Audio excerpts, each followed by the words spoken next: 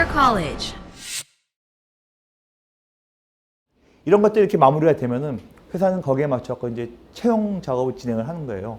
뭐 여러분들 채용에 대해서 너무 잘 알 텐데 몇 가지를 살펴볼게요. 3명의 학자를 제가 가져왔습니다. 이걸 가져온 이유는 채용이라고 하는 게 기본적으로 시작이자 꽃이자 되게 중요한 영역입니다. 그리고 굉장히 훌륭한 학자들의 어떤 그 연구 결과라든지 그들의 컨셉에 따라 가지고 진행을 합니다. 대부분 회사들이. 그러면 기업들이 채용이라고 하는 거를 인재라고 하는 걸 어떻게 보는지를 알아야 될 필요가 있잖아요. 그런 걸 설명해 주는 겁니다. 뭐 경영학을 전공하신 분 혹시 들으셨는지 모르겠는데 제프리 페퍼라는 학자가 있습니다. 휴먼 이큐에이션이라는 책을 쓴 사람이에요. 굉장히 그 유명한 경영학자예요. 경영구루인데 그분이 채용을 이렇게 얘기했습니다. 사람을 통해서 이유 확보를 해야 되고 직무와 연관성을 고려해야 되고 문화적 적합성이나 가치의 일치를 찾아야 되는 작업. 이 작업이 채용이다 라고 이야기를 했습니다. 이게 제프리 페퍼가 하는 얘기예요. 여러분들 짐 콜린스는 많이 또 들어보셨을 거예요. 굿 그레이트라는 책 아마 한동안 많이 유행했으니까. 그 굿 그레이트에 나온 거기에 나온 겁니다. 채용이라고 하는 거는 적합한 인재를 찾아가는 작업이다. 그래서 핵심 가치나 성격도 알아야 되고 그리고 그런 사람들 제대로 뽑으면 조직은 저절로 굴러간다. 이런 얘기를 하는 사람입니다. 채용을 바라보는 시각이 이건 거예요. 에드 마이클스라는 사람이 있습니다. 이 사람은 여러분들만 인재전쟁이라는 거 되게 많이 들어봤을 거예요. 인재전쟁, 인재전쟁. 그 말을 처음 쓴 사람이에요.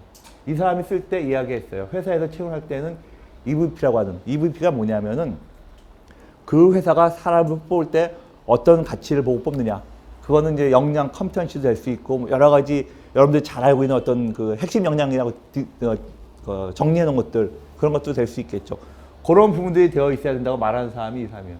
즉 채용이라는 작업은 막연히 훌륭한 사람을 뽑는 작업이 아니에요. 즉 이 얘기는 무슨 얘기냐면은 인재는 과거에는 베스트 피플을 뽑는다는 이름으로 채용이 진행이 됐어요. 사실 지금 생각하면 그 사람이 베스트 피플인지 잘 모르겠어요. 하지만은 베스트 피플이라는 이름으로 뽑으면서 진행하는 게 뭘 봤어요? 학교도 보고, 학점도 보고, 뭐 전공도 보고, 영어 점수 보고. 그게 소위 여러분들이 요새 많이 쓰는 단어, 스펙이라고 하는 단어잖아요. 예를 들면 이런 겁니다. 제가 옛날에 근무했던 회사에서 채용을 하게 되면 몇천 명이 원서를 내잖아요. 그럼 이제 정리를 해야 되잖아요. 그럼 입력을 합니다. 그럼 입력하는 여직원들이 쫙 가서 코딩된 데를 입력을 해요. 예를 들어서 서울대 코드 01, 뭐 연대 코드 02, 뭐 고대 코드 03 이렇게 입력을 쭉 다 합니다. 그건 지금도 마찬가지겠죠. 그 다음에 이제 전공도 입력을 해요. 서울대 법대 코드 01. 그럼 이제 서울대 법대 하면 01, 01 이렇게 되겠죠. 그 다음에 학점 레인지에 따라 가지고 01, 02, 03 또 쫙 있어요. 그리고 경우에 따라서는 고등학교도 입력해갖고 또 집어넣어요. 그러고 난 다음에 딱 하고 난 다음에 각 코드별로 가점이 있어요. 그래갖고 점수를 내서 쭉 뽑았어요. 그럼 1등부터 3000등까지 나왔다. 그럼 1등은 누가 되겠습니까? 전년도에 고등학교에서 대학을 가장 많이 모든 고등학교 출신의 서울업대 학점 제일 높은 사람이 1등을 나오겠죠. 그렇게 나올 거 아니에요. 그게 코드가 다 들어가 있으니까.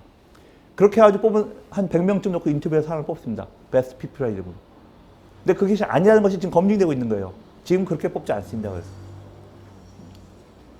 그래서 적합한 인재를 뽑는 차원으로 이제 가는 거예요. 지금 이제 right people이라고 얘기를 합니다. 그렇다면 이제 우리가 의심이 생기는 거죠. 의문이 드는 거죠. 의심보다는 도대체 뭐가 right people일까? 그걸 3가지로 정리를 해놨습니다.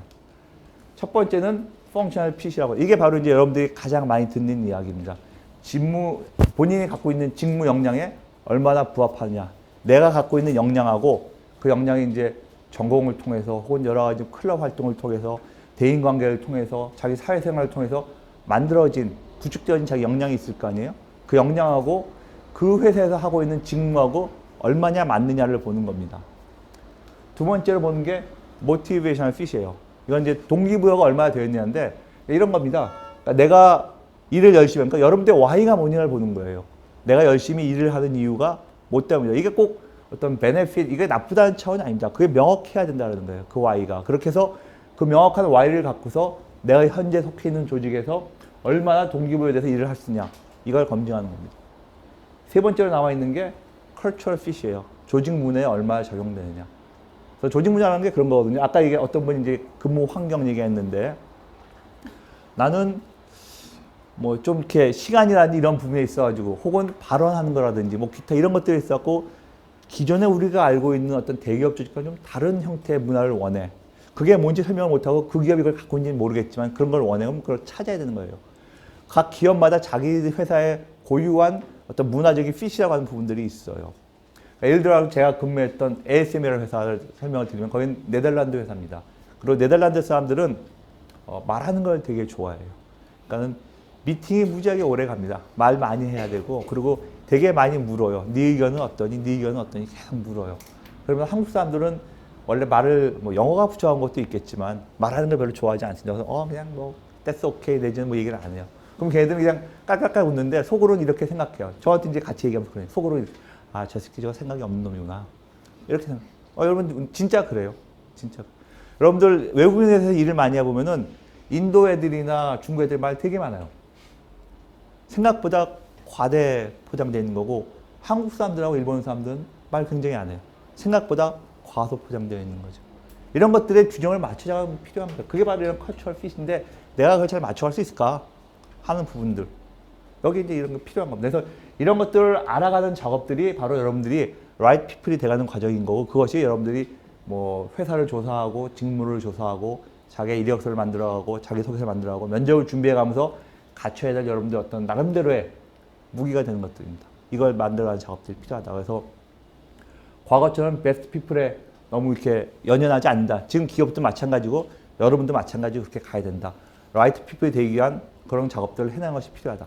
제가 쓰면서 이렇게 영어로 다 이렇게 가로를 많이 해놨는데 그 이유는 여러분들 외국인 회사에 지원을 할 거기 때문에 이력서나 뭐 이런 거 쓸 때 참고하시라는 뜻을 쓰고 있는 기업 용어예요. 그러니까 필요한 거 있으면 메모하셨다가 그 단어들을 많이 쓰게 되면은 이 기업에 대해서 준비를 많이 했구나 이런 형태로 뭐 약간의 인지에 도움은 줄 수 있겠죠. 그런 차원이니까 참고로 영어를 너무 많이 쓰는 거 아니냐 뭐 이렇게 오해하지 마시고 실제 그런 얘기를 하는 사람이 있더라고요. 근데 그런 뜻이 아니니까 뭐 이해를 부탁을 드릴게요. 자, 그럼 이렇게 갖고 회사에서는 개인한테 이런 것들이 준비가 되고 회사에 준비가 돼서 진행을 합니다. 뭐 이런 일반적인 프로세스를 하는 거예요. 이런 프로세스를 거치면서 회사는 계속 찾아가는 거예요. 이 사람이 나한테 맞는지, 우리 회사에 맞는지, 그러니까 업무적으로 펑셔널 핏이 되는지, 문화적으로 맞는지, 혹은 동기부여는 제대로 되는지 이런 것들을 각 절차마다 쭉 해나가는 겁니다. 근데 앞에 얘기한 대로 회사가 선택할 때도 똑같은 거예요. 가장 맞는 사람을 뽑는 게 얼마나 어렵겠어요. 나중에 면접에서 말씀을 드리겠지만은 면접에서 훌륭한 사람을 뽑을 확률이 면접을 가장 잘했다고 일컬어진 경영자가 잭웰치입니다. 주위에 잭웰치. 그 잭웰치가 마지막에 자서전에서 이렇게 이야기했어요. 50%도 안 되는 것 같다. 내가 뽑은 성공률은.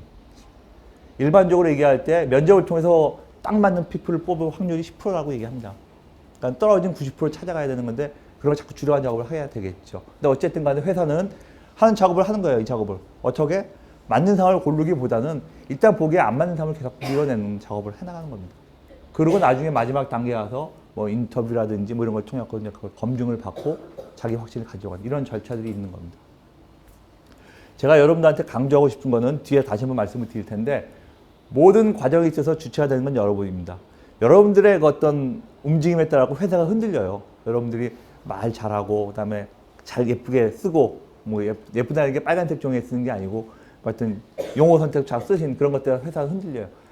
이게 무슨 얘기냐면은 채용의 주도권을 누가 잡냐가 되게 중요합니다.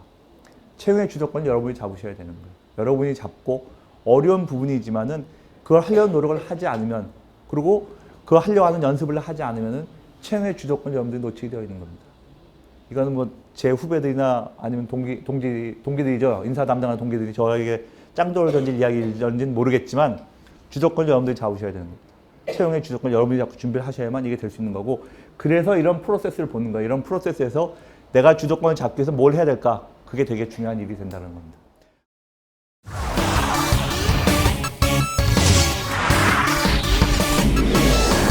Career College.